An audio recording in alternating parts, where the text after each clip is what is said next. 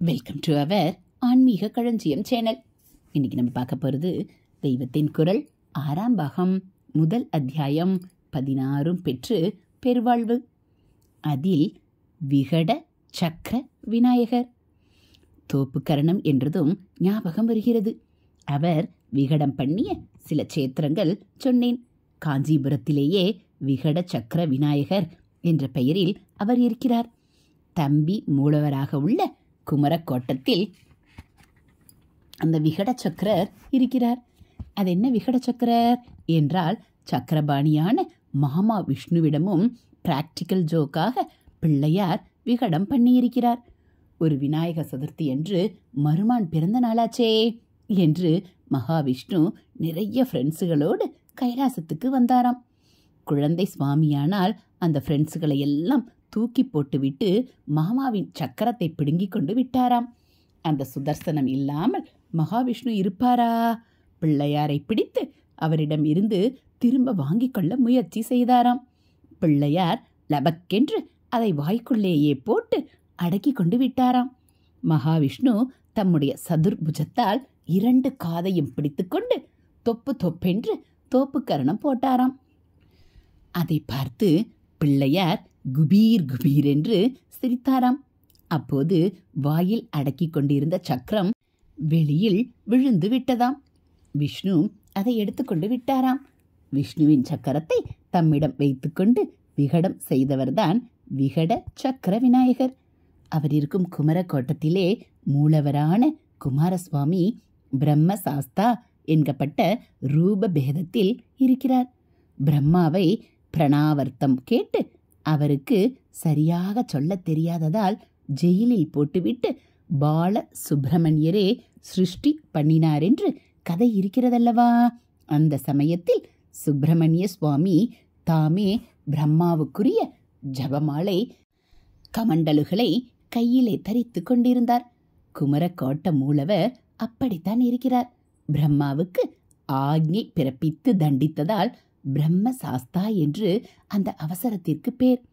தம்பி சிருஷ்டி கர்த்தாவான பிரம்மாவின் கையிலுள்ள வஸ்துக்களை கைப்பற்றி கொண்டிருக்கும் கோவிலில் அண்ணாக்காரர் பாலன கர்த்தாவான விஷ்ணுவின் சக்கரத்தை அபகரித்த விகட சக்கர விநாயகராக இருக்கிறார். கஜகர்ணகர் விசிறிக்காதால் வண்டை விரட்டி விளையாடி சிரிக்க பண்ணுகிறவர். லம்போதரர் தொங்குகிற தொப்பையாலேயே பார்த்த மாத்திரத்தில் சிரிக்க பண்ணுகிறவர். விகடர் அநேக தமாஸ்கள், சேஷ்டிகள், குறும்புகள் செய்து சிரிக்க பண்ணுகிறவர்.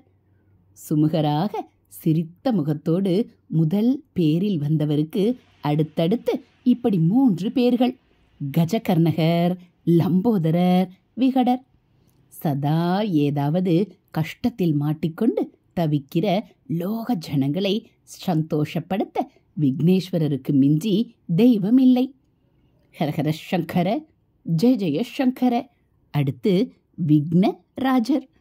அடுத்த பேர் விக்னராஜர், அதாவது விக்னேஸ்வரர். விக்ன ஈஸ்வரரே தான் விக்னராஜா. ஈஸ்வரன் ராஜாவுக்கு ரொம்ப மேலே என்று தோன்றும். ஆனாலும் ரூட் மீனிங் பார்த்தால் ஈஸ்வரனும் ராஜா செய்கிறதை செய்பவன்தான். ஈச் என்கிற தாதுவுக்கு ஆட்சி பண்ணுவது என்றே அர்த்தம். ஆட்சி பண்ணுகிறவன் ஈஸ்வரன். சுவாமி பெயர்களில் ராஜா, ஈஸ்வரன், நாதன் என்கிற வார்த்தைகள் ஒரே அர்த்தத்தில்தான் வரும். நடராஜா என்ற பெயரையே நடேசன், நடேஸ்வரன் என்றும் சொல்கிறோம். ரங்கராஜா என்ற பெயரையே ரங்கநாதன், ரங்கேசன் என்றும் சொல்கிறோம்.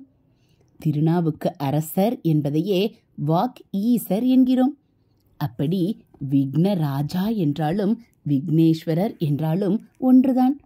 பிள்ளையாருக்கு இருக்கப்பட்ட பிரத்யேகமான அதிகாரத்தை காட்டுவது விக்னராஜா என்ற பெயர்தான். அவர் பிரத்யேகமாக எதற்காக ஏற்பட்ட சுவாமி? பிரம்மா சிருஷ்டிக்கு, விஷ்ணு ஸ்திதிக்கு, ருத்ரன் லயத்துக்கு, துர்க்கை வெற்றிக்கு, லக்ஷ்மி செல்வத்திற்கு, சரஸ்வதி படிப்புக்கு, தன்வந்திரி வியாதி நிவாரணத்திற்கு என்றெல்லாம் பரமேஸ்வரனின் பிரபஞ்ச சர்க்காரில் ஒவ்வொருத்தருக்கு ஒரு ஆபீஸ் இருக்கிற மாதிரி பிள்ளையாருடைய ஆபீஸ் என்ன? விக்னங்களை போக்குவதுதான்.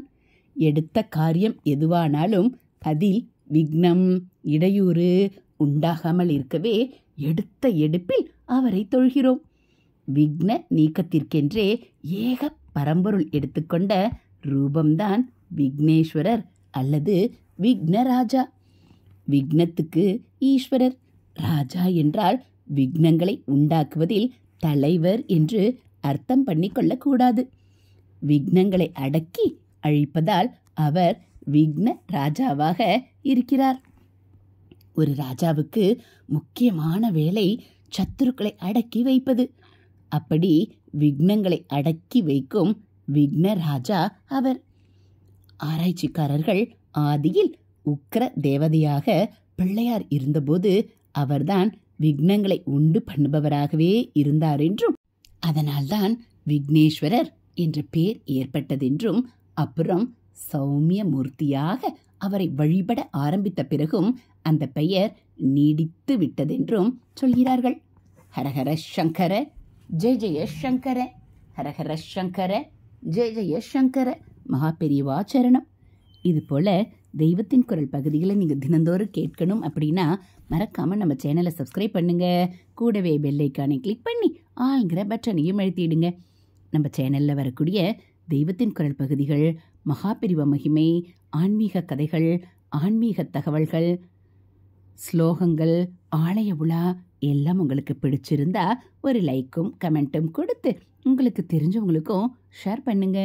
அது மட்டும் இல்லாமல் நம்ம சேனலோட பிளேலிஸ்டில் போய் பார்த்தீங்க அப்படின்னா தெய்வத்தின் குரல் முதல் பாகம், 2ஆம் பாகம், 3ஆம் பாகம், 4ஆம் பாகம், 5ஆம் பாகம் எல்லாம் தனித்தனி எபிசோடாக இருக்குது. இப்போ நம்ம 6ஆம் பாகத்தில் முதல் அத்தியாயத்தை படிச்சுட்ருக்கோம். அதனால நம்ம மகாபெரிவா அருளி அதெல்லாம் நீங்கள் தெரிஞ்சுக்கணும் அப்படின்னா மறக்காமல் நம்ம சேனலை சப்ஸ்கிரைப் பண்ணுங்க. அப்போ நம்ம படிக்கக்கூடிய தெய்வத்தின் குரல் பகுதிகள் உங்களுக்கு உடனே தெரிய வரும். ஹரஹர சங்கர ஜெய ஜெய சங்கர, ஹரஹர சங்கர ஜெய ஜெய சங்கர. மகா பெரியவா சரணம்.